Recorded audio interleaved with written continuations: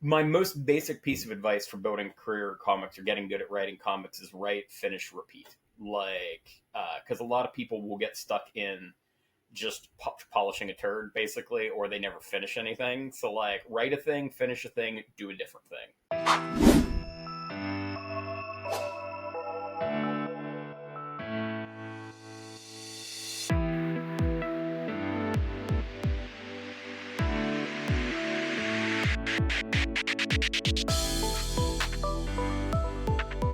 Welcome to Comic Industry Insiders, your weekly chat with people behind the scenes of the comic book industry, where you get to learn about all the things you need to know to build a business or career in comics.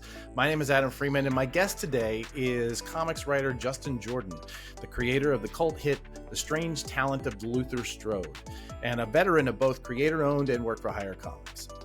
From Image to DC, Boom to Valiant, Justin has built a career through equal parts talent, tenacity, and tactical thinking.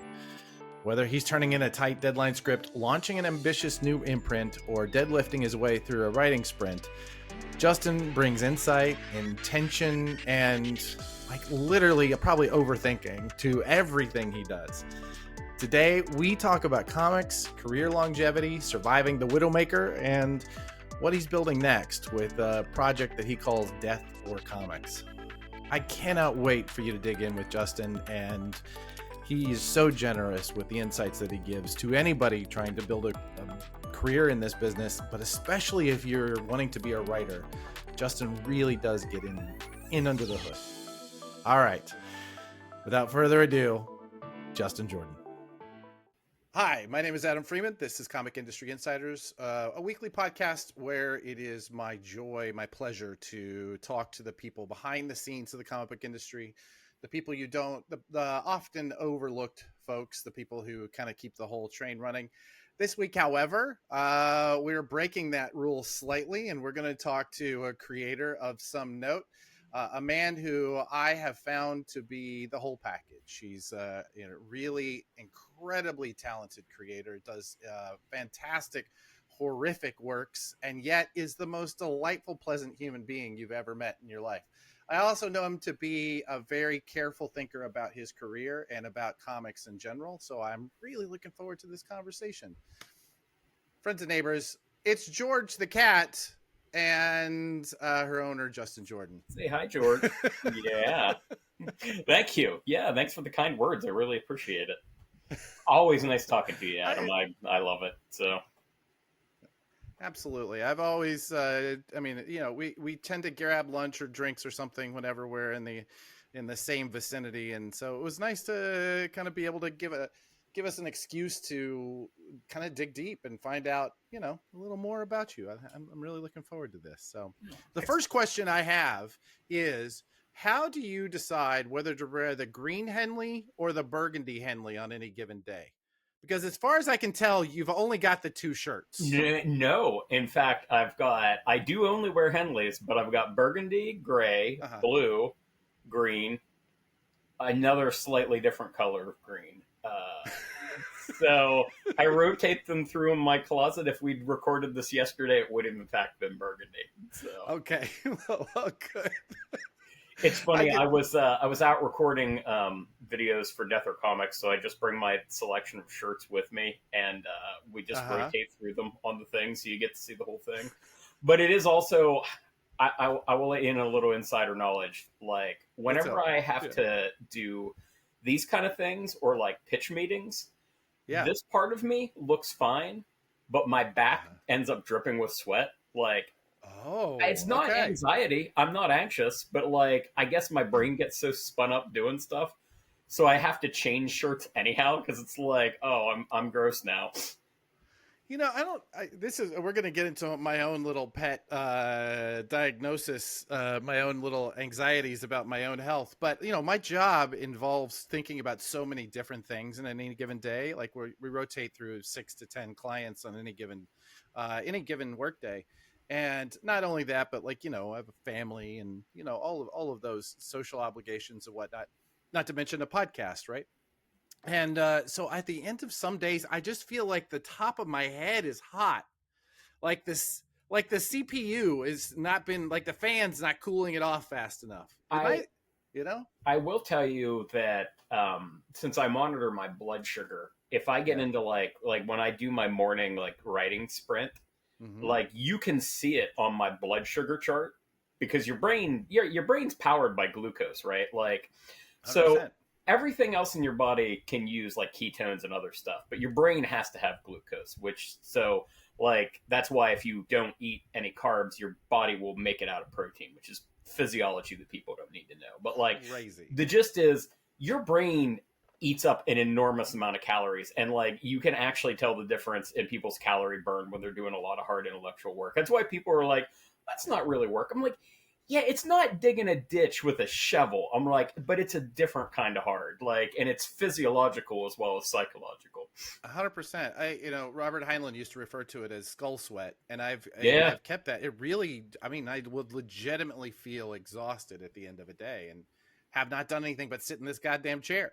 No, You it's know? the same way with like people will ask me, they're like, oh, what are you watching right now? And I'm like, look, I can only actually watch new television on the weekends. So like through the week, it's just either Parks and Rec or like the Great British Bake Off on an endless loop, or Ridiculousness, which I love because it's basically Ow My Balls, the show.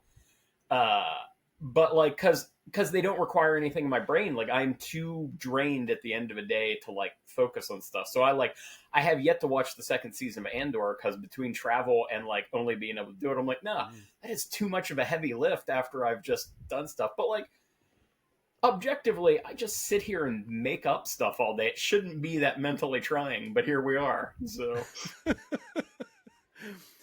You talked about your early morning sprint. I know to you to be have thought really carefully about this. So let's dig into some of that process stuff early on. I do want to go through some early experiences in the comics industry. So we're going to get to that. We're also going to get to your new project, Death or Comics, your educational project that you've been working on. But before we do that, I know that you do social media posts seemingly every day. I don't know. It's hard to know what the algorithm these days, but there's a little code that you use about the number, yeah. and you talk about your weightlifting and that sort of thing. What we'll talk about in early morning. Talk about how those social media posts are coded, right? Like, what does that look like for you? So normally those posts, which I don't generally give any explanation for unless people ask. So the one is pages I've written today and pages I've written for the year. I've recently also started tracking, and this is a separate count, which I realize is slightly confusing.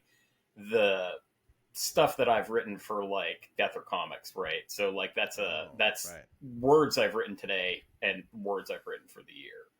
And then I also track and post publicly, basically when I lift weights and how long it took, what my average heart rate and stuff was. I do actually keep track of other stuff. I just there's a limit to how much I post it elsewhere on the internet, but I'm like, I'm not putting this on Facebook unless somebody actually asking me what I'm doing. Right. But I have found that I have the kind of mind where once I get into a streak of doing something and like get momentum, it's hard for me to stop, which is good Mm-hmm. because as an ADHD person, like I definitely like have trouble getting started. So like Yeah. right now I'm on my workout yesterday. Now I take Wednesdays off working out. I keep Wednesdays are open for like appointments and podcasts and that kind of stuff. Which today has been packed. I had a dentist appointment, meeting about a development thing, and then this. So I've had 6 hours of stuff today. So I will be very tired tonight. Yeah. But so I take that day off of like lifting weights and just use it for like administration stuff and meetings and whatnot. But like yesterday's workout was workout 74 of the year.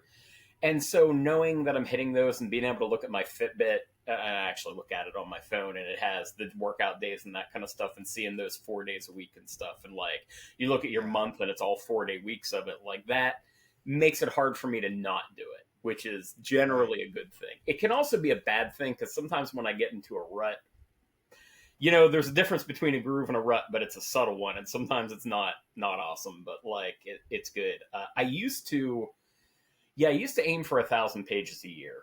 So I would use that daily like page thing to kind of judge where I'm on. I have not hit 1,000 pages a year since I had a heart attack a couple of years ago, and that's not so much because of the heart attack. I would like to get back to 1,000 pages a year, but I need to do it in a way that's not going to like wreck me. So Yeah. like we'll see. So I'm still doing all right. Like it's still a lot of pages, but it's like I'm not as focused on that goal as I was, because one of the precipitating things was like I just there were a few things. Like I have a family history of heart disease. Like both my grandfathers had heart attacks in their 40s, so it's not shocking. But like I'm also diabetic, and then I had COVID that definitely had something to do with it. And then on top of that, I had a year where I made a boatload of money, but I was working way too hard. And again, like people don't think of that kind of work and stress as being like a real thing, but like it will wreck you, as anybody who works in comics knows. Like Oh, it messes you up.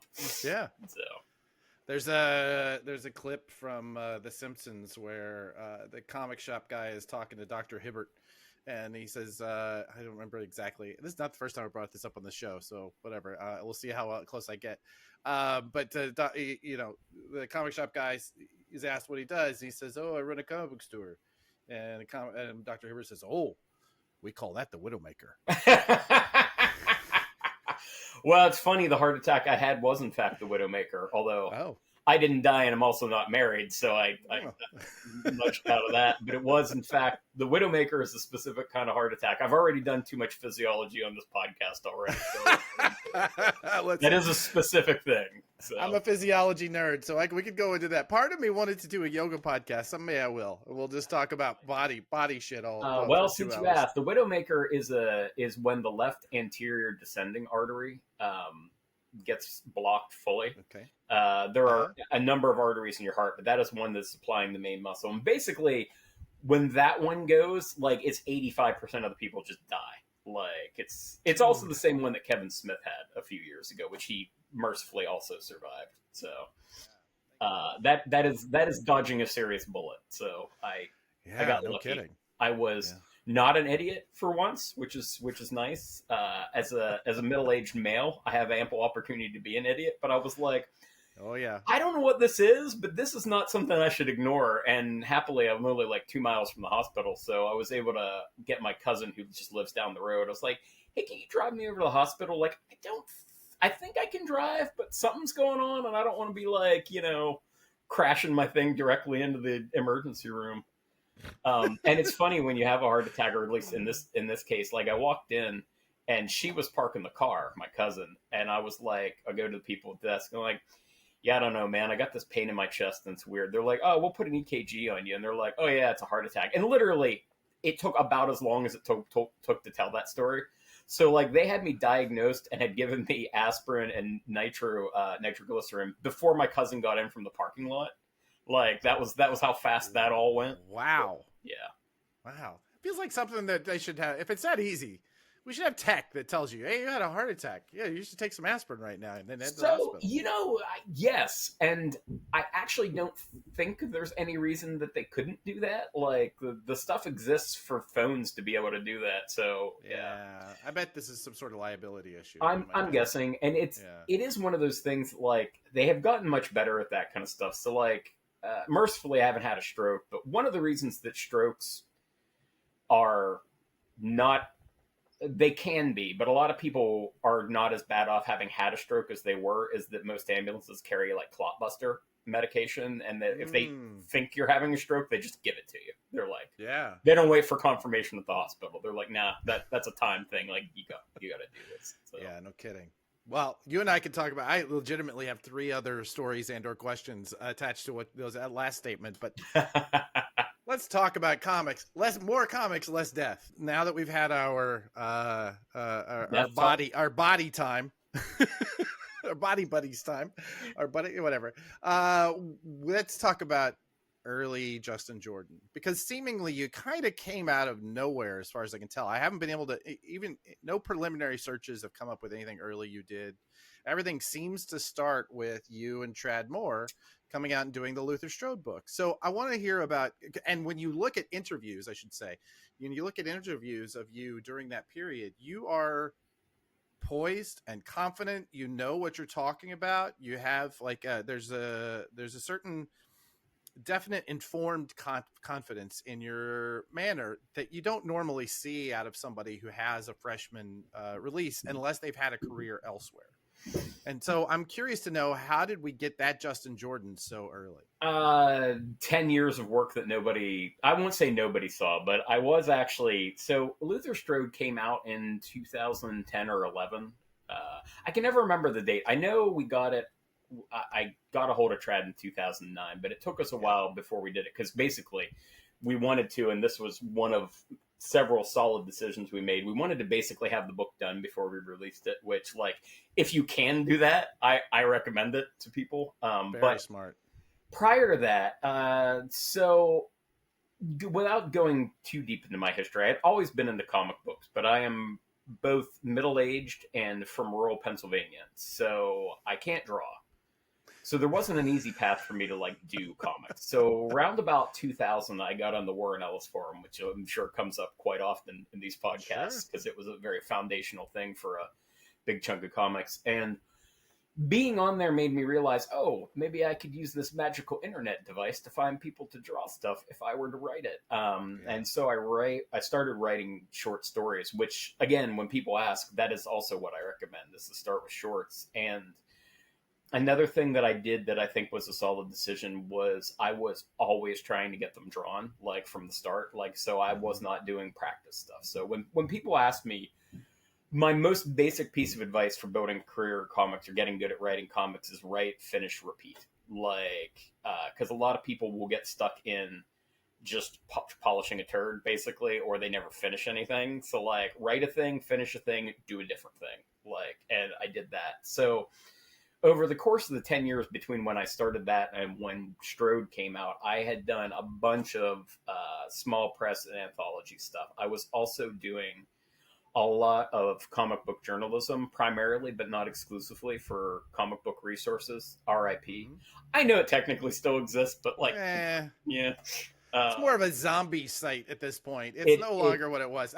No offense to you guys. I'm sure there's somebody there who's still holding the standard and putting out great comics content. I see it occasionally, but there is. Yeah, I know Brian. Not what it Brian Cronin's still there, and he does great work. But yeah, for the most part, it is a zombie of what it was. And I was working there when Jonah, still had it, and I ended up kind of defaulting into being their indie guy. So I would, interview that kind of stuff, and I actually had knowledge of that world from going to like SPX and that kind of stuff. So I was getting eyes on that kind of thing.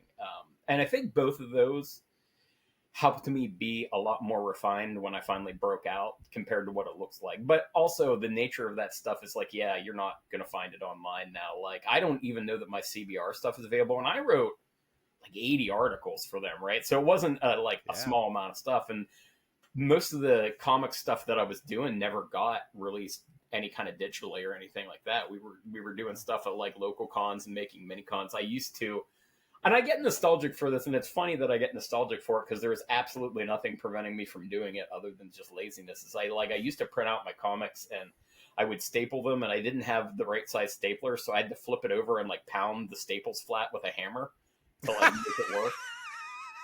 So that was like my first kind of comics thing. So yeah, the gist of it being when Strode came out, while I still had a lot to learn, I was a lot further along than it would appear from like somebody who had just sort of leapt into it. I had done a lot of stuff, and that is part of the reason that like I was able to do Strode. So when I approached Trad, now to be clear, I did not just send all this stuff to him, but like and actually the email was in the if you get either of the complete Luther Strodes, there's a hardcover and a softcover. The hardcover's out of print, so it's $1 million. So I recommend getting the softcover if you get it. But I actually include the initial email I sent to Trad, which was just, hey, I saw your stuff on DeviantArt.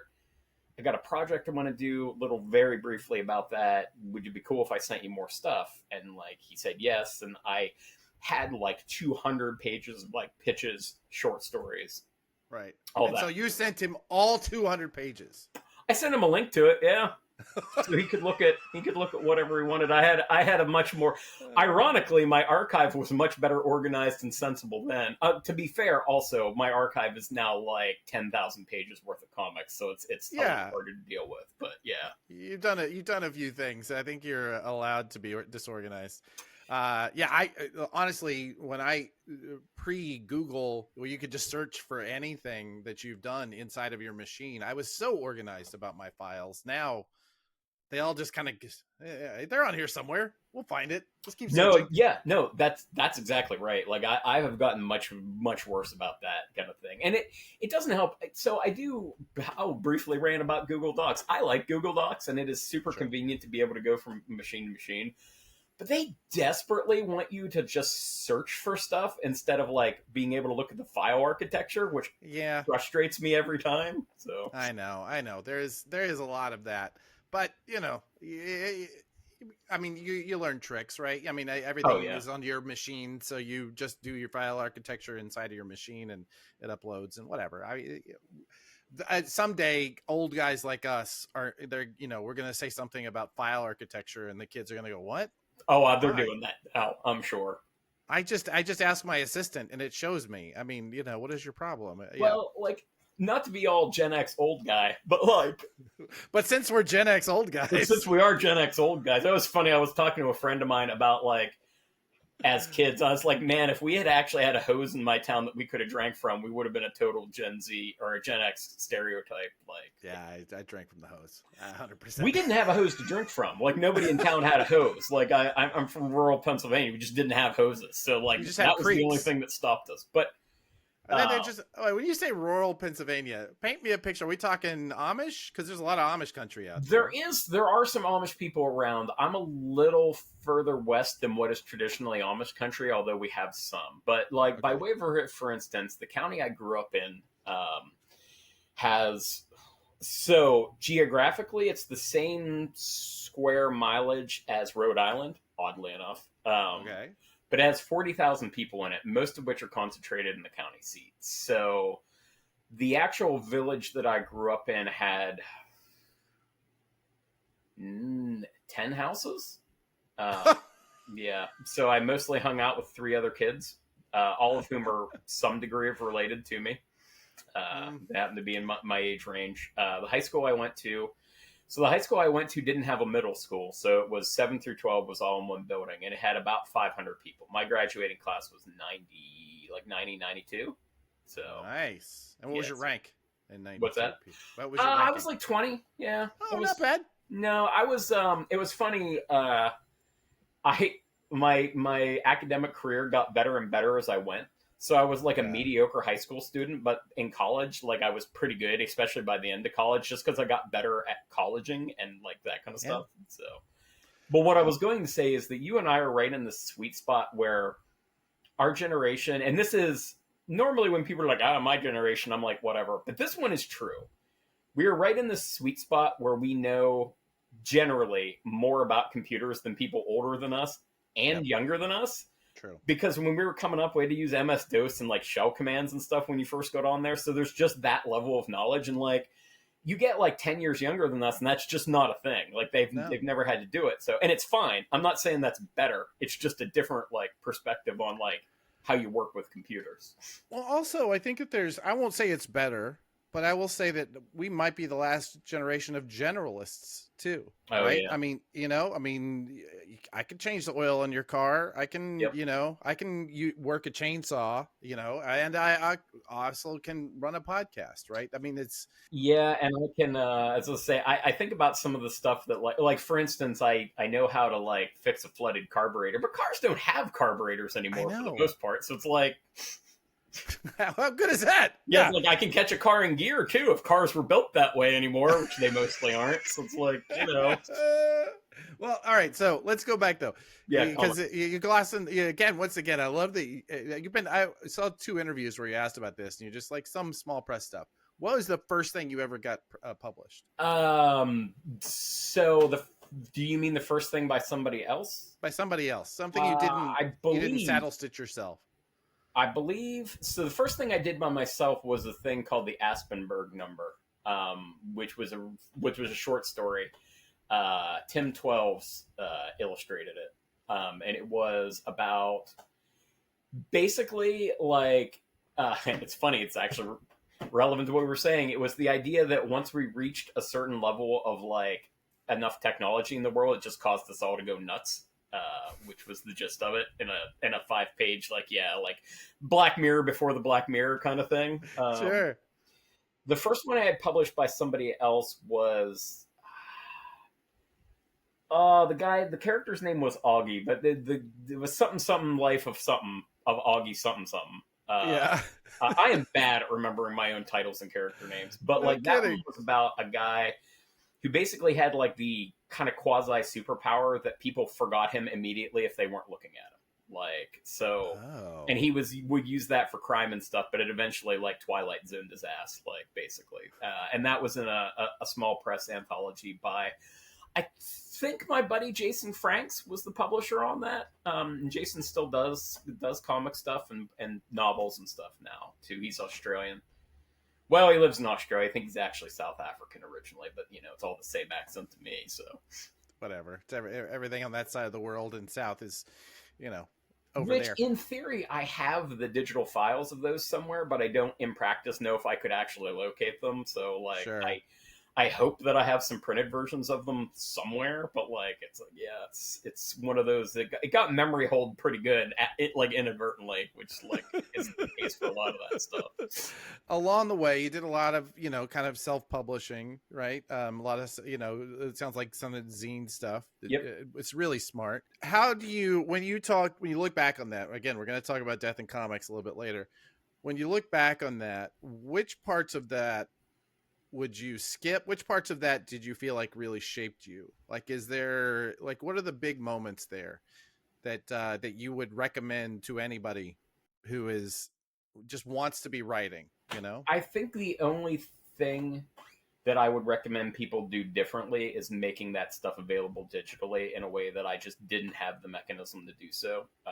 But otherwise, like, I don't think that's the only path you can do it, but like all the stuff I learned from doing that was really essential to me being who I was. And for one thing, like just printing these things out and giving them people and they actually read them and liked them, like not a lot of people, but like enough, like, you know, like it was one of those things. And like those mini comics, I always just gave those away. So like that kind of stuff. And like, that's the thing I say now. I'm like, man, your biggest enemy is obscurity in any creative endeavor. Like, you worry about obscurity before you worry about anything else. Like, well, worry about craft and then also worry about obscurity. Those are probably neck and neck. So I will my recommendation to small publishers, it's not talking to creators specifically, but the people you come to me are usually publishers who want to try and launch. I always say you need audience before you need distribution. You need audience. You need somebody who you can point to, hey, this is available on that shelf, right? And if you don't have that audience, it almost doesn't matter how good your product is. You know, you're going to be fighting it out with people who have as good a product as yours and audience. So find the audience first. And honestly, like I don't actually know if it's the flip side of that, but I'm just going to see where this sentence takes me. If you have an audience, you don't need anything else, virtually anything else, right? Like, so my favorite webcomic is a webcomic called Kill 6 Billion Demons, which actually I was at MomoCon the other week, 2 weeks ago, and I got to meet the creator of it, and he was lovely. And so, nice. But Kill 6 Billion Demons, it is in print from Image, so they put out the print version of it from that in trades. But he does it, it's free online, it's Patreon supported, and his Patreon brings in like $9,000 a month, right? Like, and like he also does like RPG stuff, like, so there's that. And like, I would wager that like probably 99% of people who are in comics would never have heard of the comic or the guy, and yet he's like quietly chugging along doing better than most. Like, so like if you find that audience, and he started posting the original version, like kind of the beta version of Kill 6 Billion Demons on an MS Paint forum of all things. So like wherever you can find your audience, man. Like, Man, yeah. build audience first. $9,000 a month. That's, I mean, you can live on that. You can raise a family on that. That's And indeed, he's got 2 kids. So yeah, amazing. yeah. Amazing. I love those kinds of stories. Well, so let's go back. You're building that. You're building your chops. You're building this kind of audience. You have an idea for Luther Strode. You go and you find Trad more on DeviantArt. What brings, at this point, you've had some reps in finding artists, and I will say that for many writers who are listening to this, the challenge for them is, how do you find the right artist, right? How do you find somebody that not only will is good, but also will finish the goddamn thing? Right. Right. I don't want to sound like I'm bagging on the guy, but like in this time period, I had actually discovered some other artists who are now in there. So like James Heron was one, but like at that point, I think James Heron was already doing some Dark Horse work, and I figured he wouldn't be interested. And I've subsequently come to know James because him and Trad went to school together. But one was, I looked at Nate Simpson's non-player stuff, right? This was before non-player had been released. And I was like, it's beautiful. And I'm like, but I don't think he's ever going to hit a deadline. And I was apparently correct. Like, yeah, so that's all tricky. And some of that is, man, that is one of the hardest things to give people actual advice on. Like, partly right now because without pimping Death or Comics too early, one of the things I want to do with Death or Comics is give people an answer to where do I find an artist. So that is part of what we were trying to do, because I don't actually know anymore. Like, it used to be places like DeviantArt and that kind of stuff were a fairly reliable sort of thing. Now, theoretically, it would be Instagram, but Instagram's nearly impossible to like do the kind of searching you need to do. The killer app part of DeviantArt for me as a writer was, you could go to a creator on DeviantArt, and at that point, circa 15 years ago, 20 years ago, DeviantArt, like a lot of the big people had DeviantArt accounts, right? Like they had them. So you could go and look at their favorites. And what I've discovered is that generally people favorite stuff that is their level or above. And then if you daisy chained out, so if you went someone's favorites, checked out, picked one of those people, went to their favorites, and you got like 3 or 4 iterations out, you would find all this talent that hadn't broke yet. And then you just hope that they had their contact information on there, which Trad did. Yeah. So that kind of stuff. Although, oddly, I say that, and all that's true. The way I found Trad was actually not that. It was on DeviantArt, but I knew I wanted somebody with kind of a Ryan Otley energy, right? Like, and so I was just generally thinking about that. But the way I actually found Trad was I was just fucking looking at 100 Bullets fan art, and Trad had done, for one of his classes at Savannah College of Art and Design, had done like a 5 or 10 page original 100 Bullets story just to do it, and had posted that up, and I found it posted as 100 Bullets fan art, and like just traced it back to Trad, and I looked at the rest of the stuff. I'm like, well, this is terrific. Well, that's what you're looking for, right? Is to find that kind of partnership. It is, and we got really lucky because Trad and Felipe and I are buddies, and we've got along great from the start. I literally have only ever had one note to Trad, which is, if you read Strange Town of Luther Strode, at the end of the first issue, Luther punches the guy who's been bullying him. The first time Trad did it, the guy's eyeballs falling out. And I'm like, we need him kind of intact for the next issue. So, like, not that brutal, which is seriously the only note that I've given Trad of any kind of significance over the years. I love that. Just dial that back, because we need him. No matter how good it is that the image is. And it was terrific. That was why I felt bad about it, but I was like, no, we need him. Doesn't serve the story. But yeah, a lot of that stuff, to get back to what I was tangenting away from, was you just need to look at a lot of art and try to think about art and get a feeling for it. And I think some of that for me is built in. Like, I think I am genuinely good at finding artists, and some of that is practice, but like, I think some degree of it is just the sensibility that's like there. I think this is one of those areas where I think the comic book journalism and the indie stuff may have helped, because I talked to a lot of artists about art, and it just made me think about art.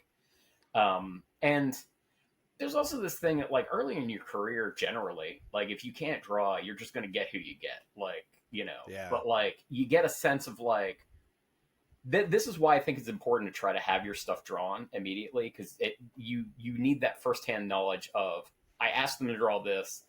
This is their style, but this is what I got. Like, and you learn from that, and then you learn what kind of person you need to cast on what book and that kind of stuff. And that's always the hard bit, right? Is like, it's not, there is no dearth of talented artists. Now that doesn't mean you can get them, right? But like, just because an artist is fucking great does not mean, I don't know if I'm allowed to swear on this because I tend to be. That's yeah, I give a fuck. Go ahead. Just because an artist is great does not mean they're great for your book, right? Like, so that's an important thing. Like, Trad is obviously an awesome artist, but like, he was also the right artist for Luther Strode. He would not have been the right artist for Spread. You know what I mean? Like, that's yeah. Okay, so out of this, you got some attention. You get the Harvey Award nomination for Most Promising New Talent.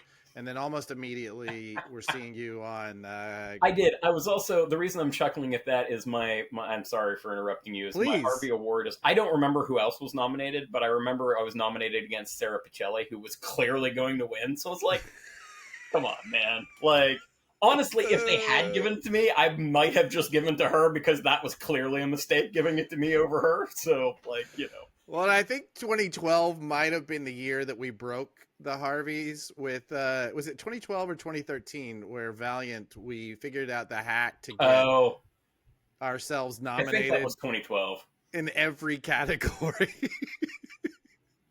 And apparently having done that, having been part of that campaign, I can say I wasn't, the only one, but I was kind of in charge of getting that going, was apparently that's what caused the Harvey family to go, what the fuck? We're taking this over to Repop. Yeah. So, unfortunate. I'm so sorry. I'm so sorry to Mark, if I haven't said that, Mark Nathan. We didn't mean to break your awards, but you know what? We all like the Ringos now. So I do like the Ringos, yeah. Yes. Okay, so almost immediately though, you get this Luther Strode. It becomes a hit. It becomes the thing that breaks your career. You see coming out of this Green Lantern, right? You get the DC tap on the shoulder. So the way that actually goes is I did get Green Lantern eventually, but Green Lantern was actually a little further down the road, or Green Lantern New Guardians. What I actually got first, my first work for hire in comics was Tim Seeley got me to do 2 issues of Hack Slash. Right on. Which were tremendous fun. And friends, Tim and I, we were not really friends before that, but we've been friends like since my first New York Comic Con, where I was actually a creator. He was very welcoming and that kind of stuff. And actually, Tim had introduced me to Kyle Strom, who I subsequently did Spread with. So, like, Tim did me a major solid. Yeah, no kidding. But a pretty good hit for us. So I did that, and then kind of simultaneously 2 things happened. One was, which you will know, is like I just sent my stuff to Valiant's submission thing that they had. And so you just submitted cold. I sure did. I did not know that. Yep. You know what? There might be some editor whose name I won't be saying who took credit for finding you in the dark. I did not realize you submitted yourself cold. Oh yeah, I submitted myself cold. I did have an assist by Patrick Zurcher, liked my book and also talked about it, which was good. But yeah, I just sent stuff in there and then they asked me to pitch on a few things, which I actually liked all those pitches. It's funny because obviously I got selected to do Shadow Man, but like the pitch that got me the job, and this was a recurring theme in my career, is not what the book actually was, which is whatever, just funny. It keeps happening to me. They're like, that's a great idea. You should write this book about something else entirely. I'm like, all right. Long as the check clears, man. So at that same time, a comic writer who I'm not going to name because I don't want him to get bombarded by 8,000 people trying to get him a job in comics was reached out to me, Twitter DMs, as a matter of fact, and said, hey, I read Luther Strode. Do you mind if I give this to DC? Because I think, we want to have more people at DC doing whatever. And so that I got involved in the tail end of the New 52 doing Team 7, which is an okay book. So, okay, good. I think of those 2, I think Shadow Man was actually more successful. And even with Shadow Man, and I guess this is the nature of creators, is like, there's stuff I would do differently in retrospect. Part of that was behind the scenes tension that was just, Yeah, it is what it is. So. I know, and I don't. There's so much of that I'm connected to that. On the one hand, you feel like, oh, it's time to start talking that, but also there's just there's no reason to throw anybody under buses anymore. No, right? that's why I was being vague about it. So yeah, like, exactly. Yeah, exactly. but ultimately, like I'm still pleased. Like if I look at the Shadow Man stuff now, like it's good comics. Like no complaints. Like it was solid. It was beautiful. It was you guys did really great work there. I was and I will say I do still think, and of course Dinesh will mention this too. I actually do still think that Shadow Man Zero issue is probably the best single issue of comics that I have as yet done. I don't think I have eclipsed that since. I have larger stuff that I would say is probably better, but for like 22 pages of stuff all in one, like that dark story is a good fucking story. So it is a good story. Yeah. And I think, and I'm actually remembering there was a little marketing piece that we did. It was the first time we'd ever done.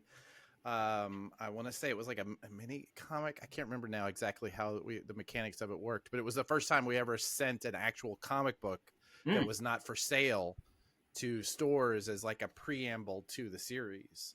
And we made a big deal about it being collectible. And we that Shadow Man, like that cover was still that cover was in my head. Great. Oh, so the art on that Zero issue was terrific too. That was was that Robert De La Torre on that one? I believe so. Yeah. Yeah, I think so. His stuff's great. It is really, really beautiful. Yeah. Anyway, and that's obviously where we met. And at that point, at that point, I enter your life and just change it forever. Obviously, for the worse. Yeah. You were on a rocket ship to the moon before you met me. It was a rocket to the top, and then it was a rocket to the morgue. Well, I don't want to go completely. You've had a long and storied career. I mean, I know this because I'm currently like, kind of scrolling through it, and it would take the rest of these kind of couple hours in order to get into that.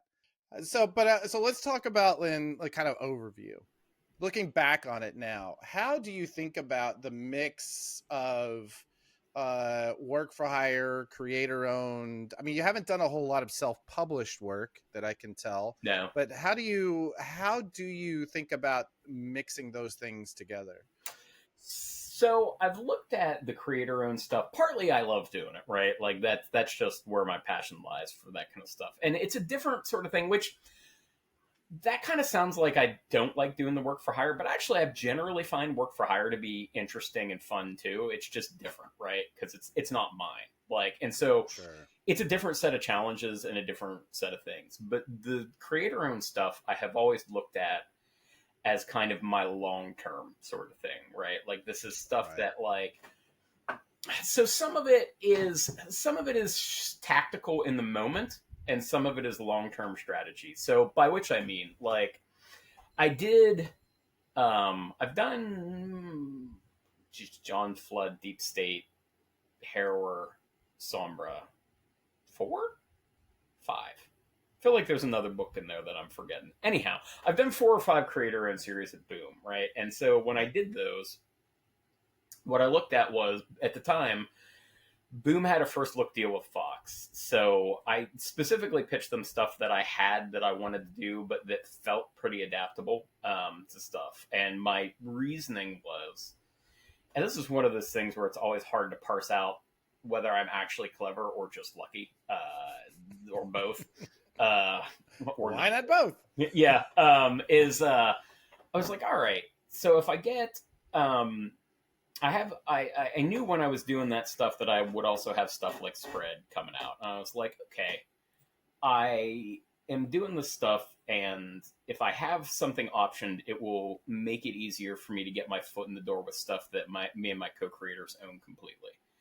And indeed, Deep State got optioned by Fox, had a pilot written by one of the Being Human writers, I believe. I have, again, my inability to remember anybody's name is getting me. It's good that yours is right there. I would be probably calling you Aaron.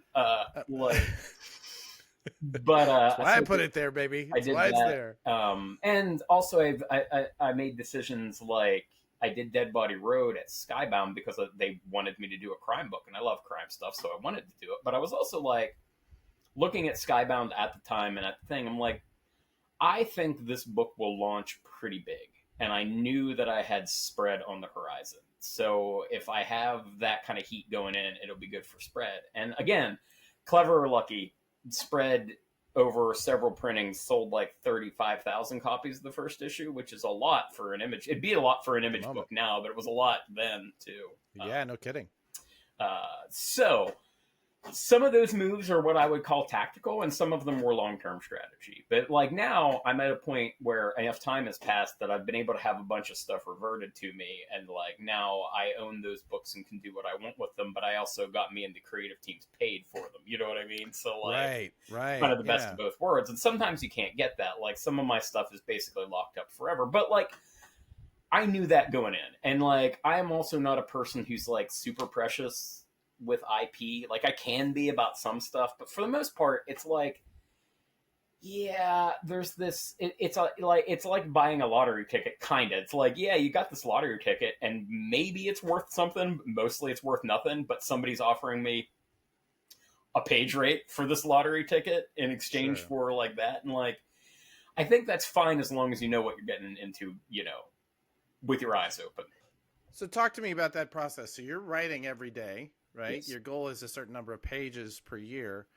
When you sit down to write, how often is this book, is this material that you're creating, how much of it is already spoken for or paid for? How much of it are you doing essentially on spec, right? What does how do you think about that? How do you think about where these projects go, right? I do think about where they go. I usually these days am not writing something unless it has a home. Okay.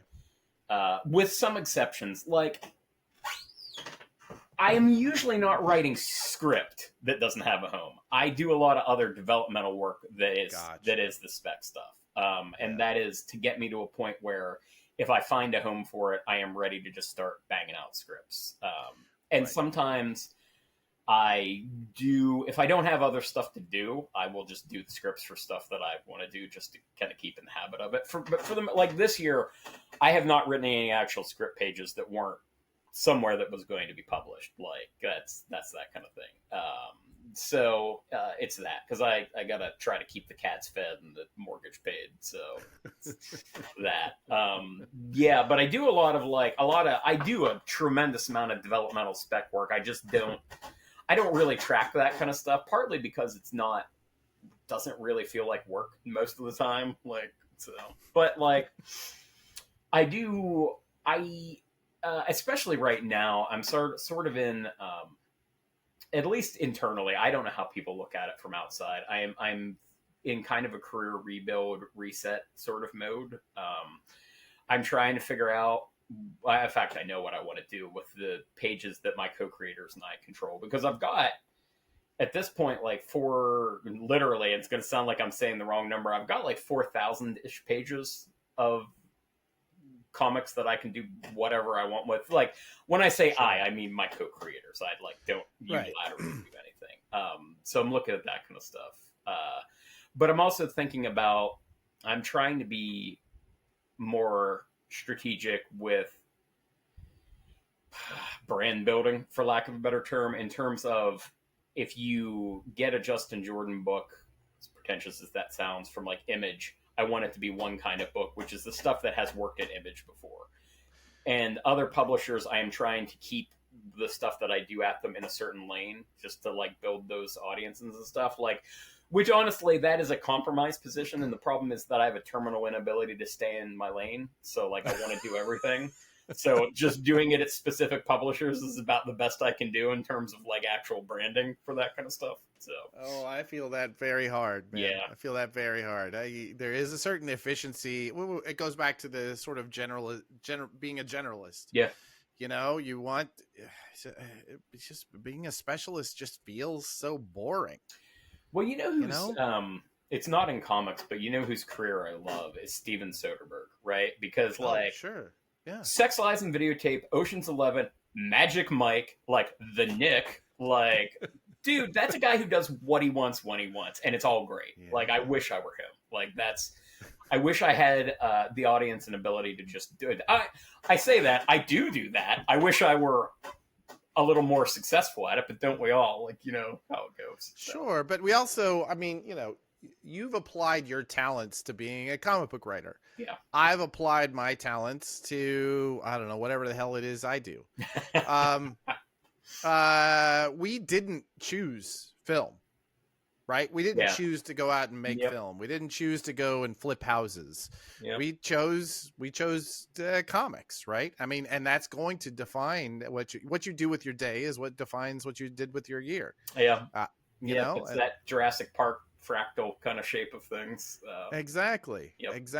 So I think you are definitely on the list of successes that I know in this industry, and that you have chosen this and done nothing but this. Yeah, I've been really fortunate to do it. Like I am currently at this place where I'm in a weird spot where like I need more work than I am currently bringing in, but I've also got like other not comics, like Hollywood stuff that might be a thing or it might not be. So it's always this weird limbo and stuff. But like, to get back what I think might have been the other part of your question, with the creator-owned stuff, I actually would give myself a pretty solid grade for what I've done. With the work for hire stuff, I wish I had been more discerning. I wish, but like, I was in this position where like, it just happened that my job, I didn't get fired, but like they were basically, I was immediately before I started writing comics, I was running a bookmobile program, and they were basically like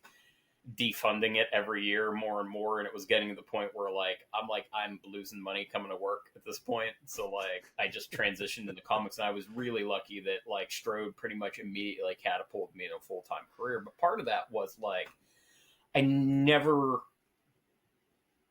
I didn't think this at the time, but looking back, I think I can probably count on one hand the number of projects I said no to, and the answer probably should have been more often about that. And like, there's also stuff like some of it is personality wise. Like, one of the reasons that like, honestly, that Scott Snyder is while Scott is a very nice guy, Scott is fierce when he gets into it with editors and he thinks he's, you know, got the right answer. And I'm not wired that way. I'm not a fighter in that sense. Like I'm, for better or for worse, like am more agreeable about stuff. So like, if an editor asks me to do something on work for hire, I'm like, yeah, I'll try to make it work, or I just ignore it and hope they don't notice that I didn't do it.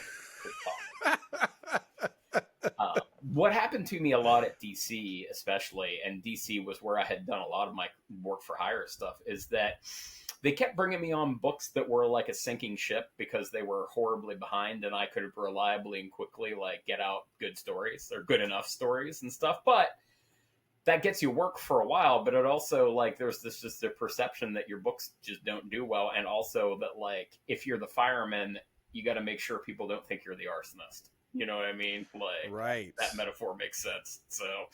Well, there's also this concern I've heard from many freelancers that if you take the gig of you got to go in and turn this around and get this ship right because somebody else crashed it into the rocks, then if you get the reputation as being somebody who just comes in, as you said, the fireman, that's all the work you ever get. It sure is.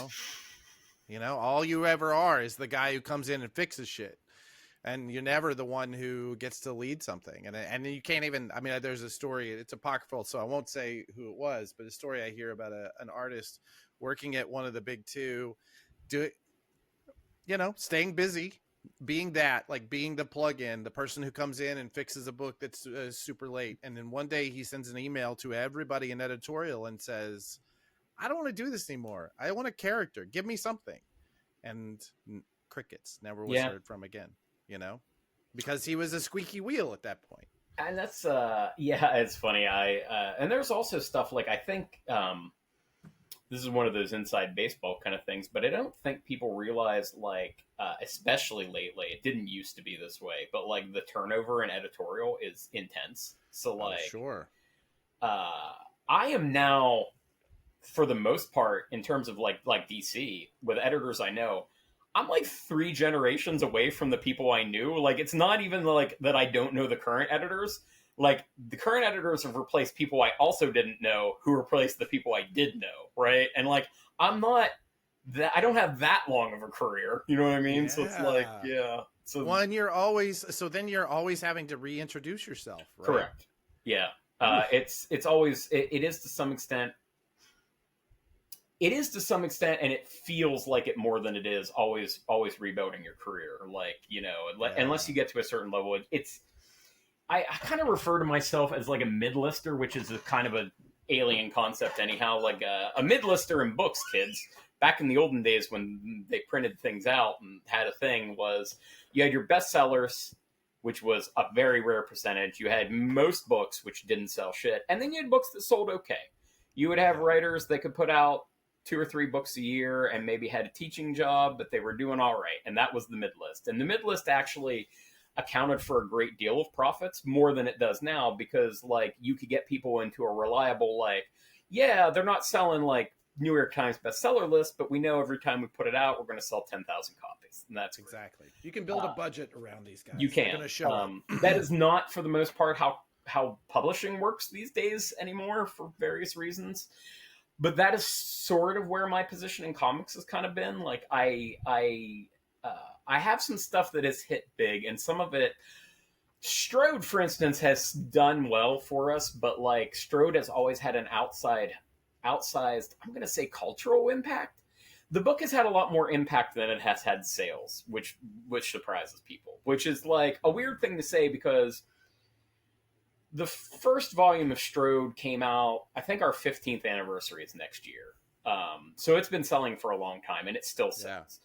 So if you look at the full 15 years that the series has done, we've made a lot of money off of it. But like, we've never made, like, on like any of the single issues, we never made more than a couple of $1,000s to split amongst the team. Like, and like, yeah, even and from like, the beginning. From the beginning. And like, I like, for instance, even though the first Strode was a success, I remember like my chunk of the first issue was like $600, like when that came in. Yeah. That book was only possible because Trad was a student at Savannah College of Art and Design and didn't have any bills. And then Trad was also really fortunate in that he fucking Trad, so like he could sell his original art and actually make money from that. But like, yeah, for me, like, that's not.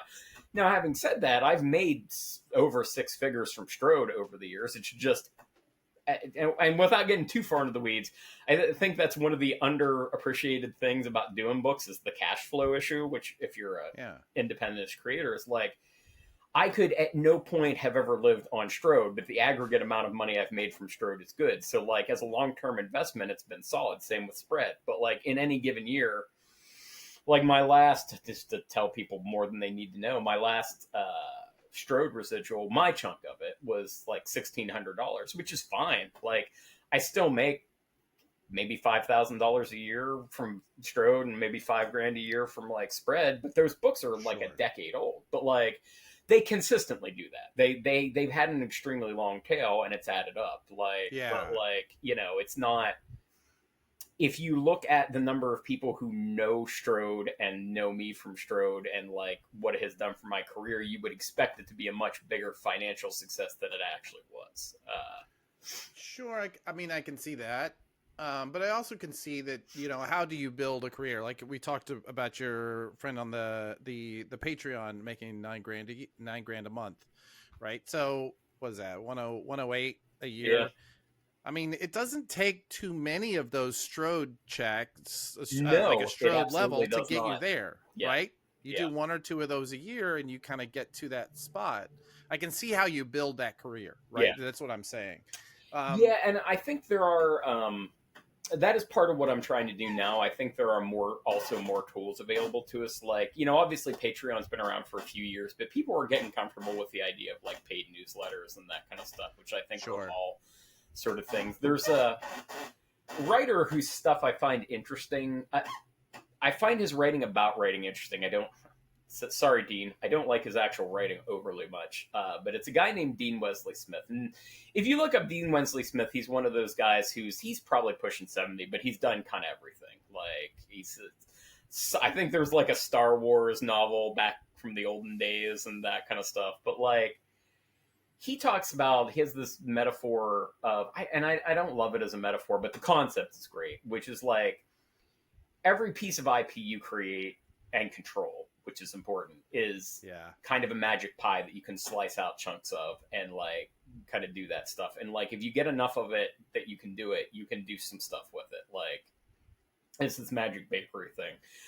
And I think that is why it's been one of the better things that I've done to have been as staunchly in creator owned as I have been. And it's one of the things that I would recommend to people is like, very few people can make a long-term sort of thing from work for hire comics exclusively, like, but like, you have a much better shot at it if you are creating IP that you have pretty good control over. So right.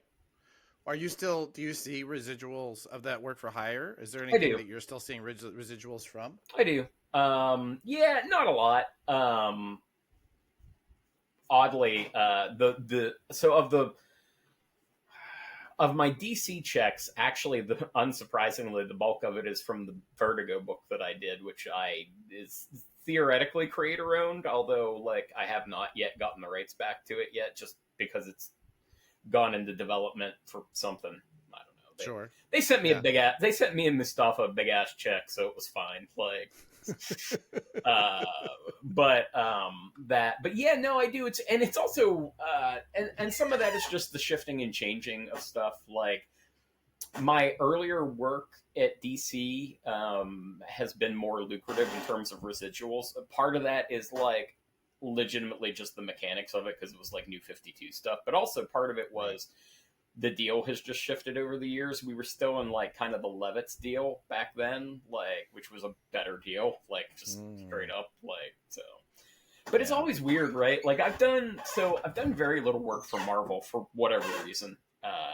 I don't know why Marvel doesn't like me.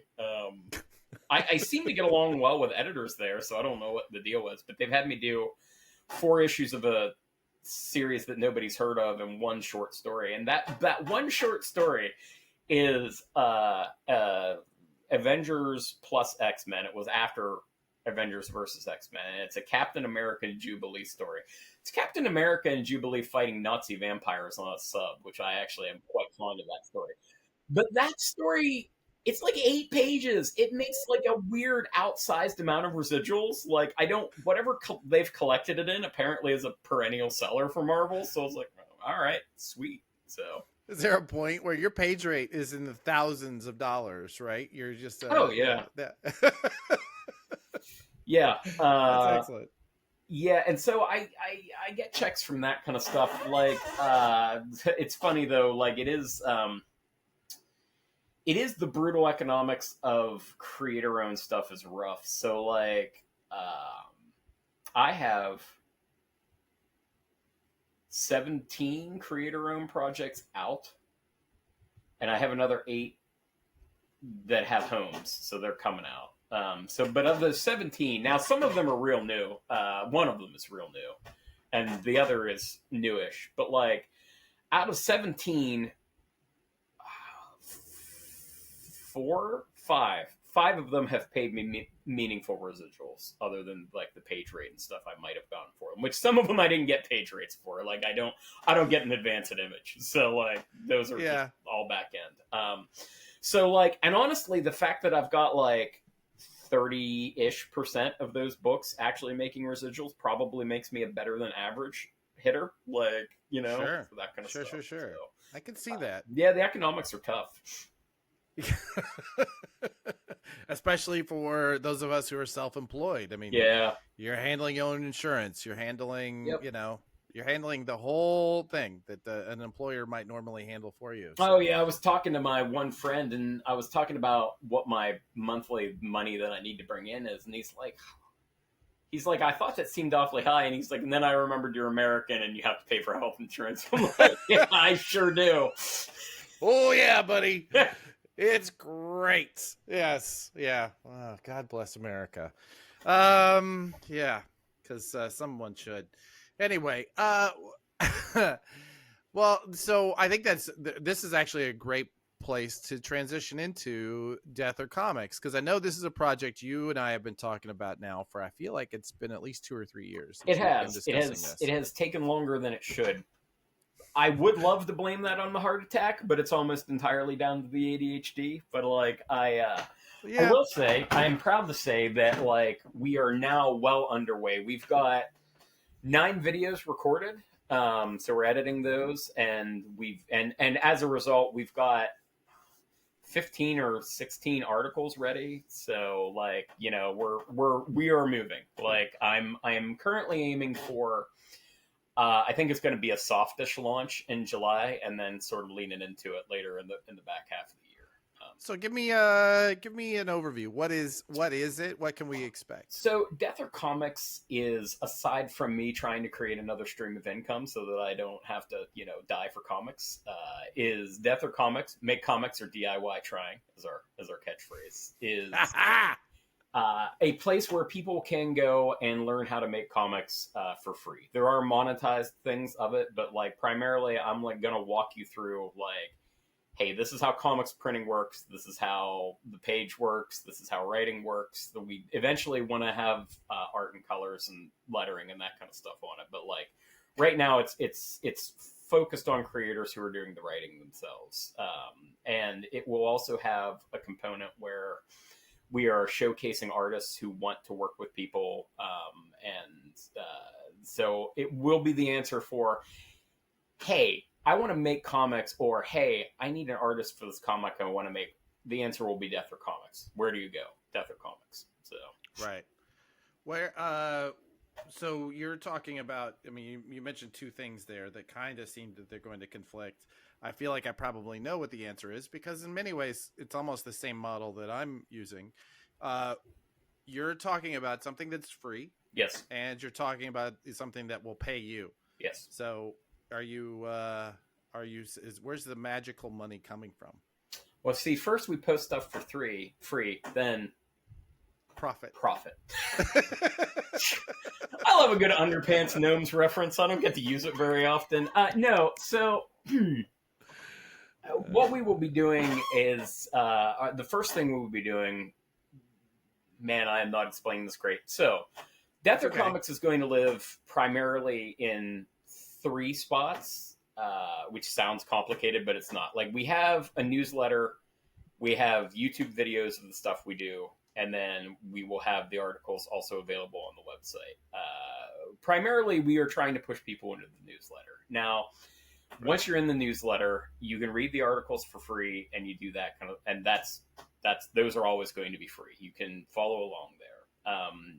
But if you pay us $9 a month, which is just a mere 33 cents a day, or whatever that actually is, 30 cents a day usually, you get the ability to comment on the newsletter things, which I will answer, so you can ask about stuff. But also, that gives you access to posting stuff on our Discord, which you can, then post up your own projects. But it will also give you access to, the way it's going to work is that is how you will get access to, you can view the artists who have volunteered to have their stuff up there. You can look at the work, but if you want their contact information, you need that membership. Sure. And then partly that is to make money, but honestly, a big part of that too is to sort out people that just aren't, if you're not committed enough to throw $9 at it, like, you're probably going to be a pain in the ass. No offense to people. Like, I get not having money. I have been there, but like, there's also there are a lot of tire kickers for like comics and stuff, and we need some kind of filter. And 100%. That felt like the fairest way to do it. At the $30 level, you get all that, but you also will get access to a part of the Discord where you can post for critiques and that kind of stuff, and get that sort of thing, and have co-working spaces and accountability groups and that kind of stuff. And again, it's $1 a day. Like, it's as cheap as I can make it and make the economics work. Now, down the road, what I want to do is I want to put out a couple of courses that will be kind of a video and written course hybrid that Actually, like I said, my goal is straight up. My goal is just to be able to have people like if you have no money, if you just follow along on the website, you can do that. If you buy the course is just a compact way with more examples and more depth to it that I can make work.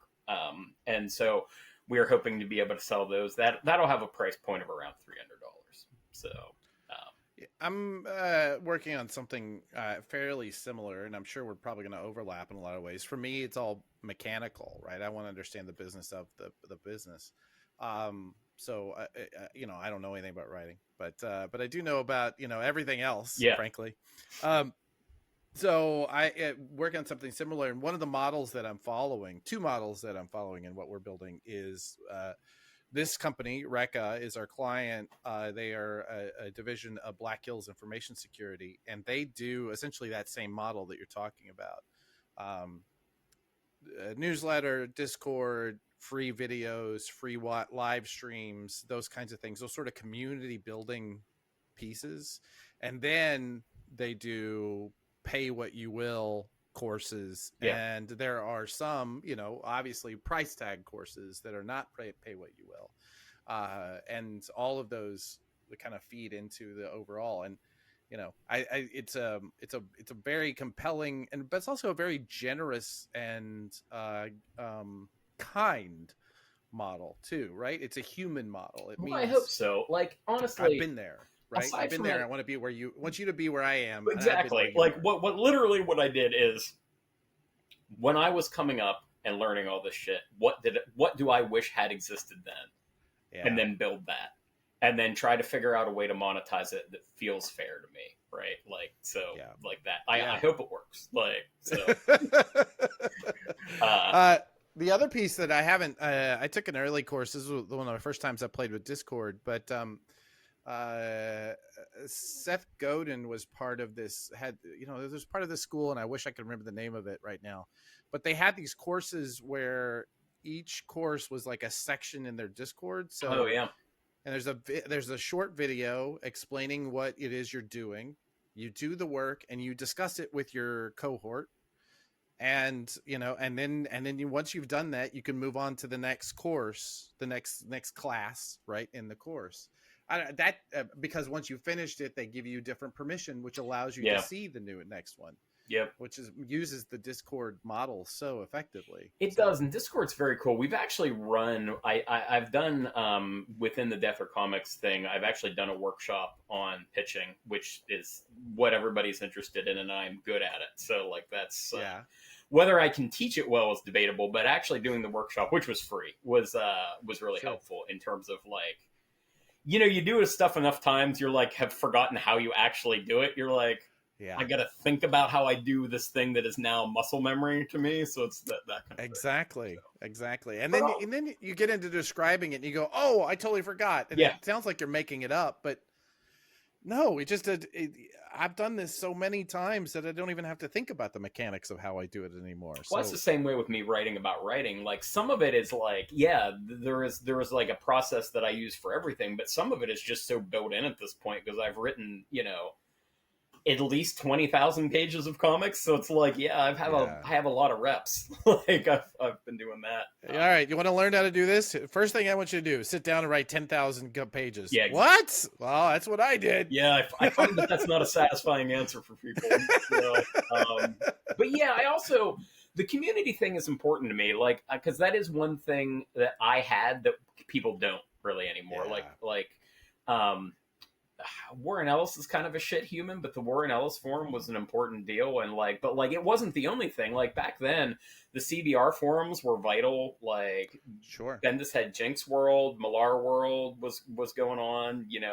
Where all these different kind of forums where you could talk and build relationships and friendships and stuff, and Facebook groups and stuff like that aren't doing it. Like they're not the same. Yeah, I think Discord is our best shot at that. Like I think so too. I think that's the sort of thing. So I'm trying to gather people in, and that's I'm trying to give away as much of it as reasonable, like kind of give without. I mean, it is a lot of work, so like I do want to make some money off of it, but like I do want to make it as cheap and as accessible as I humanly can. So yeah, exactly. And I think that finding that path is something that we're all on the same path at the moment, right? I mean, there's a reason that all of these tools have shown up. The Yeah. reason that Jack Conte created Patreon was he was on that path, right? Yep. He needed to, like, how do I just want the time and bandwidth and the ability to sit and create, right? And I can't do that if I don't get paid. I still have to pay for health insurance because I'm an American.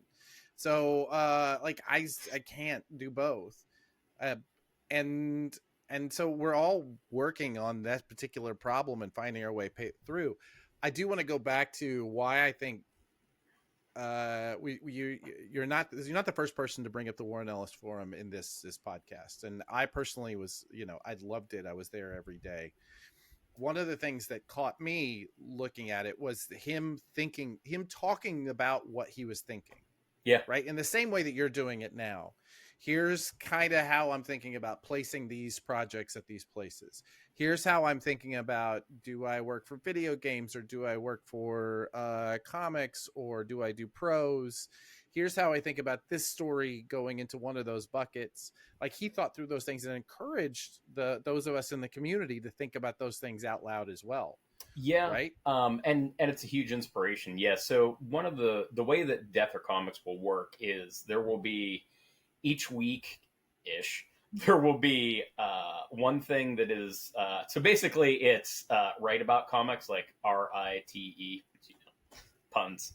Got and it. the other one is so that is, as you might imagine, me doing the instructional stuff. But the other one is called Wrong About Comics sometimes, which is just me talking about the industry and how stuff works, and like Sure. And how I think it should be and stuff. So like I was working on a thing recently, and it's just, this is stuff for me that I found hard to find. It's like I actually went back and I had to make some assumptions, but I worked out what I think is what are fair page rates for people, like, and then what you need to sell to hit those based on my experience. And I don't think that's anything that's being talked about publicly anywhere. So I think that stuff is going to be interesting to people.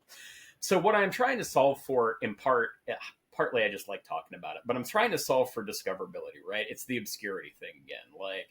And so one of the reasons we're doing the YouTube videos is that, unlike social media, YouTube is still a discovery engine. You can still find a new audience there. It's not trying to limit the audience you already have. And it's the same way with, like, Instagram Reels are a little bit that way, and TikTok is a little bit that way, but they're less. We are going to use them, but they are less functional for what we're going to do. But I think talking about that stuff is going to hopefully bring people in. And I like talking about it, and I think it should be talked about. I think, the idea, I have this rant about, I think the North American comic book market is actually 4 largely separate markets. I think there's direct market, manga, webcomics, and arguably library stuff. Like, and I think they have some overlap, but like, so I do a webcomic called Urban Animal at Webtoons, and Urban Animal has 530,000 subscribers and 32 million reads. And the fact that blows your mind would indicate that you don't know about Urban Animal, which brings me to my point. Those are separate markets. The Urban Animal audience, by and large, has no idea that I do regular-ass comics, and regular-ass comics has no idea that I do this hugely successful webcomic. So how do you bridge that gap? Good question. Or do you bridge that gap? I don't. So far, I haven't. But I'm trying to make Death or Comics into a place where anybody who is interested in any of those markets will come to. And on a personal level, that will hopefully bridge some of the gap. So really, that's a really fascinating problem, because we've talked about this a lot on this, and I would even say even in the direct market, there are still other markets, right, inside of them. For sure, sub markets that are as different as they are the same. And I keep referring to the old 4 blind men looking at an elephant, right? They're all seeing the elephant. They're all talking about an elephant. They're all being honest about the elephant they can experience, but none of them sees the whole elephant. Right? No, is it even possible to see the whole elephant? I don't know. I was having a conversation with some other pros recently, and one of them was talking about started off talking about what a retailer had told them about their forthcoming project, and I was like, yeah, that's almost certainly true at that store, but Yeah. like. I guarantee you, if you asked a dozen retailers what you would get maybe not 12 different answers, but certainly six. Like, you know, like Oh yeah. I mean, you're what lucky if Steve it's at only Third Eye will 12. tell you is going to be real different than Brian Hibbs, right? Like Very that's true, just a right? different Yeah. animal. Like, and neither Two of them is different. wrong. No, and neither of them. They both. I respect the hell out of both of them. I will say Third Eye is going to move a whole lot more volume than Brian is, Oh, they and sure are. Yeah, Third Eye is going to sell more volume than any all the people who agree with Brian combined. Right? yeah. That's just the nature of the beast. So if you're talking about a business weight of voice, you're going to listen more to Steve than you are to Brian.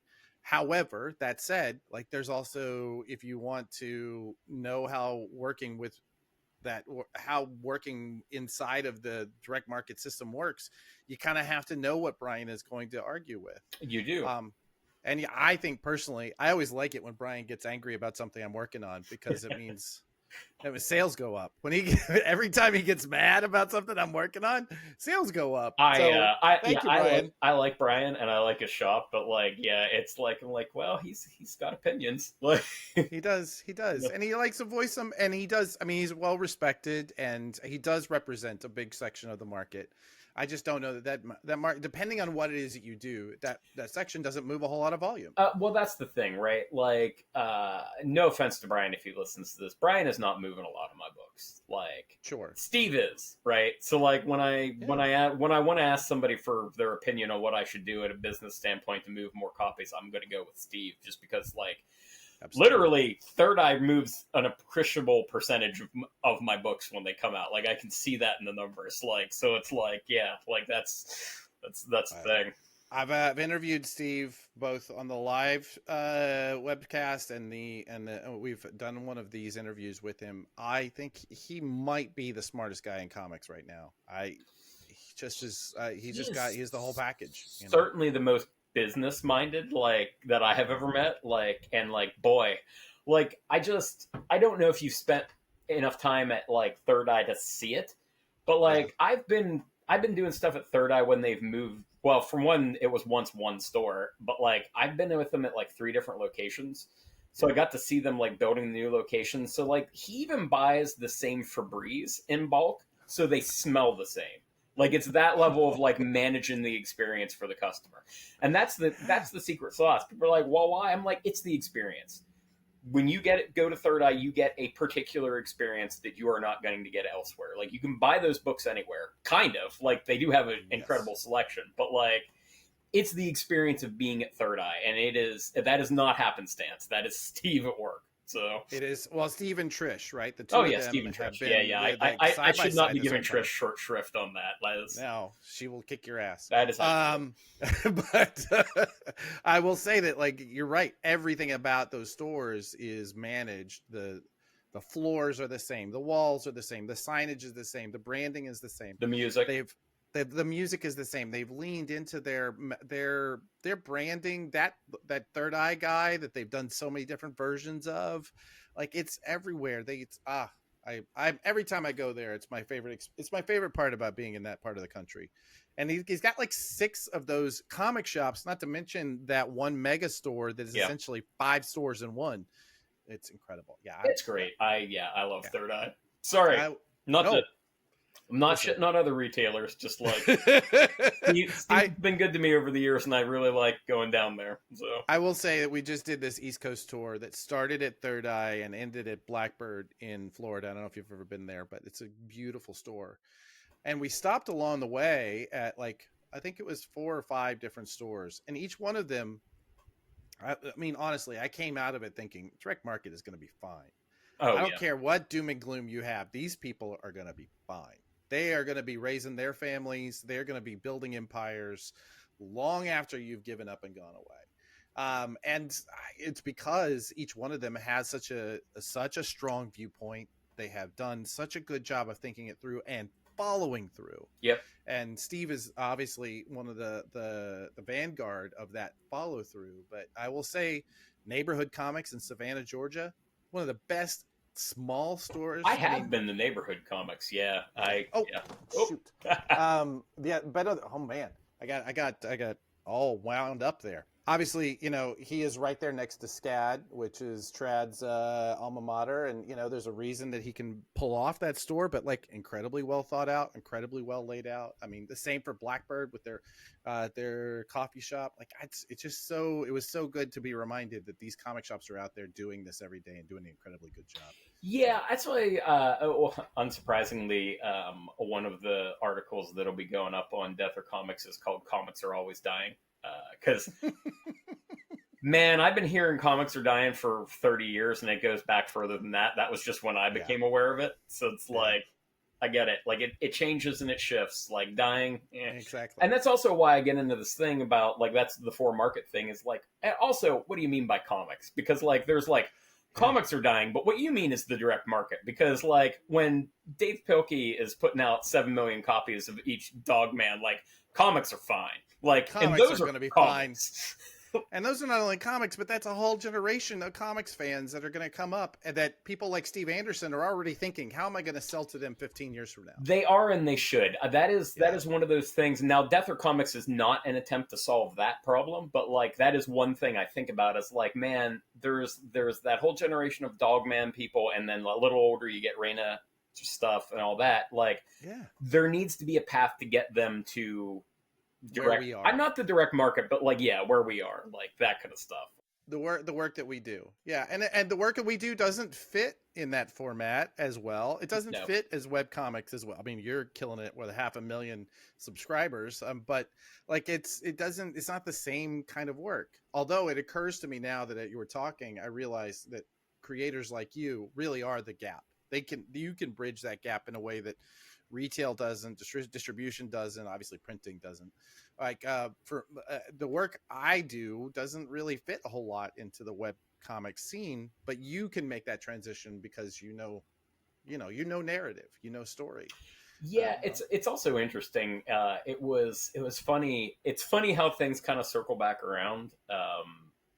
In that when I was first kind of breaking into comics, I realized one of the things that was going on, and thankfully it was a right time, right place thing, is a lot of the stuff that I wanted to do was not stuff that it was too genre for the indie comic scene as it existed at the time. Now this is circa 20 years ago.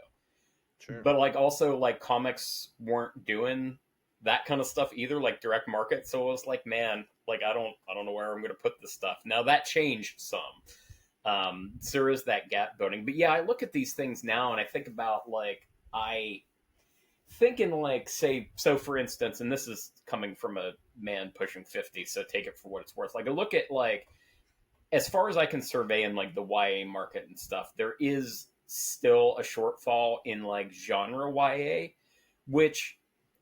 by which I mean like, if you get into prose YA, you get like the Hunger Games and that kind of stuff, and there's lots of that. Like there was a lot of dystopian fiction, but there's a lot of like dark romance and all that kind of stuff and these sort of things. Like you don't get as much of that in the comics version of YA, which I think doesn't give people as much of a bridge to like other stuff that they would like as it could.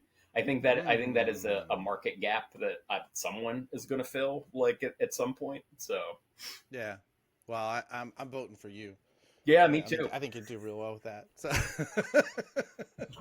But I'm also hearing from there was a time when if you wanted to really make money in comics, it wasn't not too long ago. You started making YA and you started making middle grade and you started making and now that seemingly that section is all saturated. Yeah, because they're all focused on the same thing. Yeah, there's only so many times we can see spinning before it just becomes spinning. So anyway. That's exactly right. Yeah. Yeah, it's funny with just to go back to the other gap bridging thing is with Urban Animal. Like, I love Urban Animal, and I actually have liked working with webtoons, but that is a closed ecosystem. So, like, aside from the money we've made from Urban Animal, which is not nothing, so no complaints like about that aspect of it. But like I have 500,000 people who like my work that I have no way to convert into really a fan of me, right? Which is frustrating because it's by design a closed ecosystem, and that's the problem, right? Like, but I knew that, right? Like I knew that getting in, but it is still a little frustrating that like I can't like can't twist that to my own purposes, basically. Like, no kidding, fascinating. But it is one of those things where when I think about it, I'm like, whenever I get down about my career or whatever, I'm like, well, I am at least capable of like doing a thing that 500,000 people are at least willing to subscribe to, which would be a pretty good sized YouTube channel if that were a thing. So yeah, exactly. Yeah. You'd be doing really well on YouTube with 500,000 people. Yeah, I mean, honestly, the idea that this project has been as successful as it is, and we've only got 400 subscribers on YouTube. We've got a few multiples of that on the audio, but it's not designed for that. It's designed for this niche, that you and I live in, which is such a tiny little crew. It's so long as I can make revenue based on that niche. Well, it's funny. I was talking to my partner in Death or Comics, and he likes comics, but he is not a comic book creator. He's effectively functioning as my producer and tech guy and stuff. And also, I will say, while it is great and it is working out, having two ADHD guys working on the same project is probably like a bad idea. Like we need to hire a neurotypical as soon as we start bringing in some revenue. I'm like, we need a normal person in this operation, man. But I'm well aware.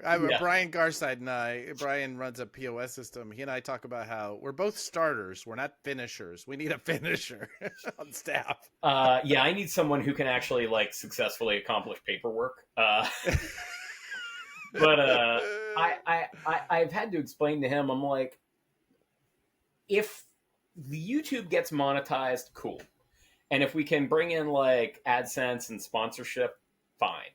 But that is not a thing. That is not what we're doing. Like that is we're doing a specific thing for a specific person to get them where we want them, which is in that mailing list. Like that, you got to keep the goal.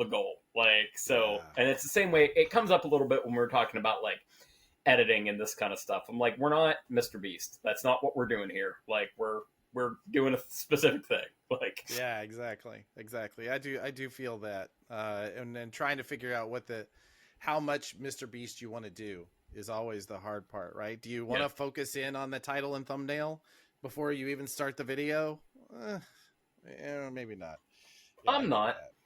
Yeah, so, me either. I'm going to do the best that I can, but like I am ultimately making a play for a certain kind of traffic and a certain kind of search traffic, like from YouTube, like, and so that's going to define what we're doing. So like I am willing to play the game to a certain amount with the thumbnail and the subject matter, but what the video is about is predetermined. Like that's not 100%. That's not what I'm doing. I'm not looking for this is going to get us X amount of views or whatever. Like I just can't. Like the business will not work if we do that. So no, I'm with you. This is it sounds like we're building a very similar model. So I'm looking forward to growing alongside you. I'm looking forward to seeing that launch.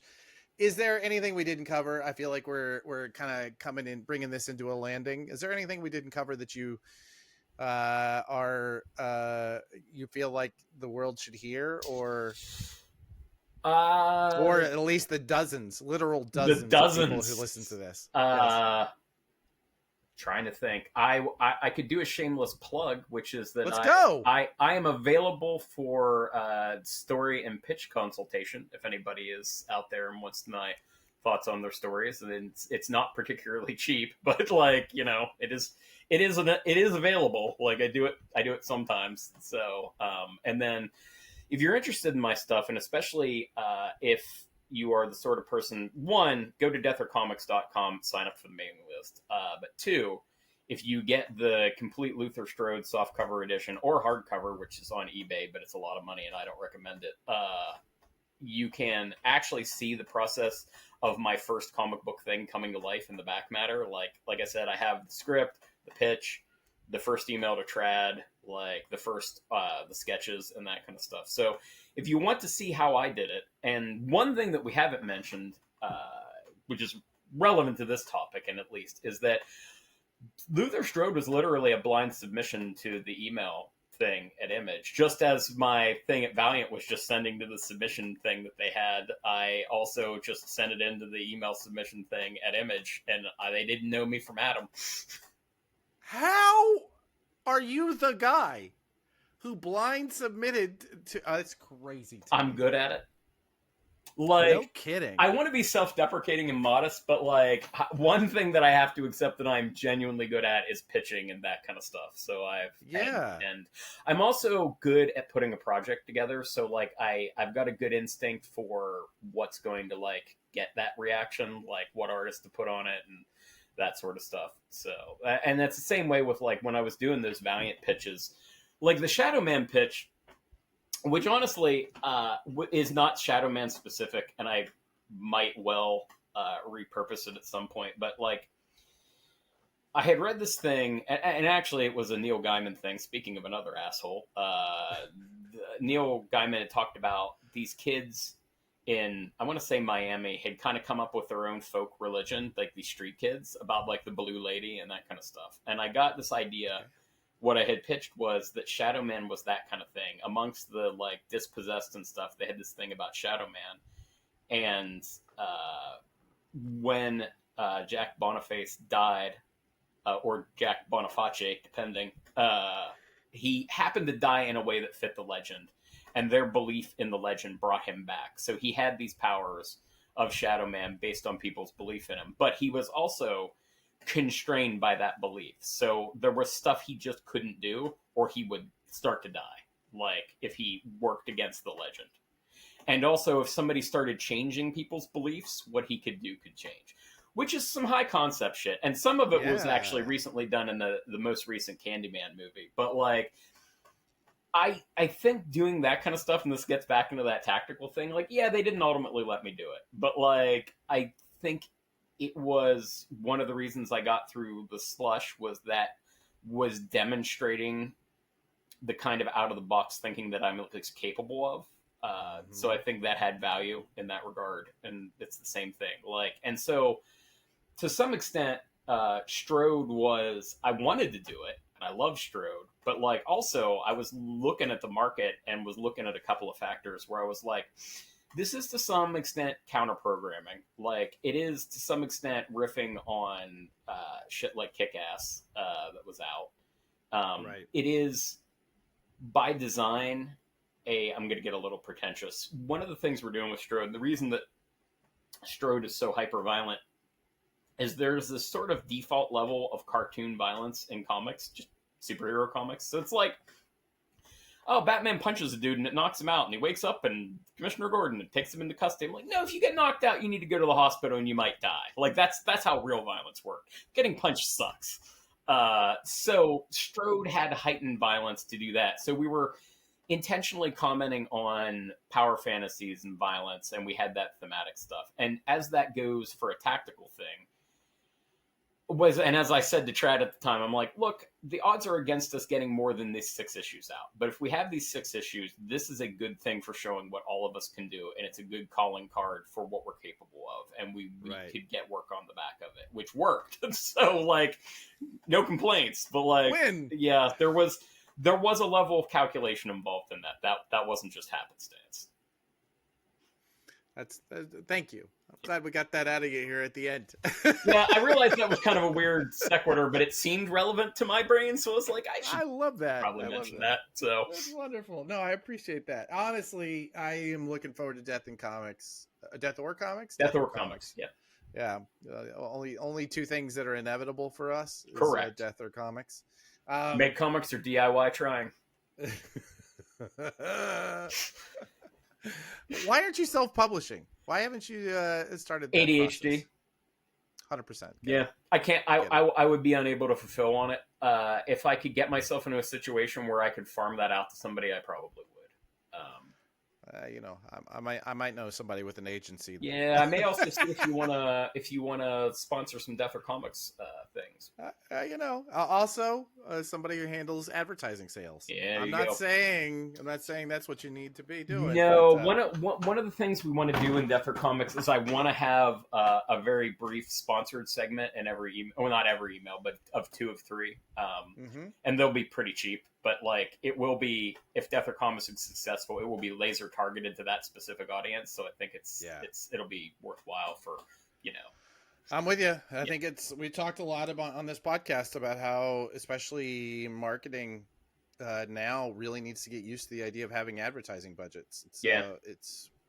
You can find the audience. We are here. We are very specific in what it is we're looking at. Fucking, it's discoverability and obscurity, man. Like, it's 100%. just it's the thing. Like, 100%. Yeah, I realize we're at the end of this, so I'm not going to go into it. But man, there is a whole discussion to be had about like marketing versus PR for one thing, which are not the same thing, and marketing versus sales, which are also not the same thing, which people don't realize. So that's 100% true. Now I wish we had jumped into that, like, because I have thoughts as well. Obviously, somebody who's done marketing, sales, and PR. I was gonna say, I imagine you have intense thoughts about that, but yeah, very, very specific skill sets. Right? They are, and I do think for this, and you know what, maybe we can collaborate on a Death or Comics article about it, because I think it would be worth doing. Is I do think that while people don't necessarily need to be able to execute all of those to a high degree, it would be handy if you could. I do think people don't know they're different things and should. Well, I think you need to be able to at least speak the language. Agreed. Right? You don't have to be able to be fluent. You don't have to be able to be the person who can execute. You just need to be able to know when someone is talking that they're not full of shit. That's exactly so. That's like makes a lot of difference. One of the big solids that Mark Chiarello did me was giving me his book on colors and lettering back in the day, which I highly recommend. I don't recall what the name of it is, but it's on Amazon. But it gave me a better vocabulary for coloring and lettering. I can neither color nor letter, but I do speak the language enough to be able to communicate, which is important because fundamentally, as a writer, your job, especially in comics, is to communicate a vision. Communicate a vision to the people you're working with, and if you don't know how to talk about it, if you don't have the vocabulary, it's going to be hard. And the refinement process is something that's completely overlooked, I think, in the quality of any book. Is that the first draft for anybody is just the first draft. Yeah, you need to have voices in the room that know what they're talking about in order to say, well, did you think about this? I firmly believe that, especially in work for hire. I think that it's something that absolutely people don't put nearly enough effort into. It's funny, I'm nodding along as if I don't put out a bunch of books with absolutely no editor involved but myself, but I don't recommend it. I do it, but I don't recommend it. I firmly believe that the difference between a good work for hire project and a bad work for hire project is how many people who know what they're talking about are in the room giving notes.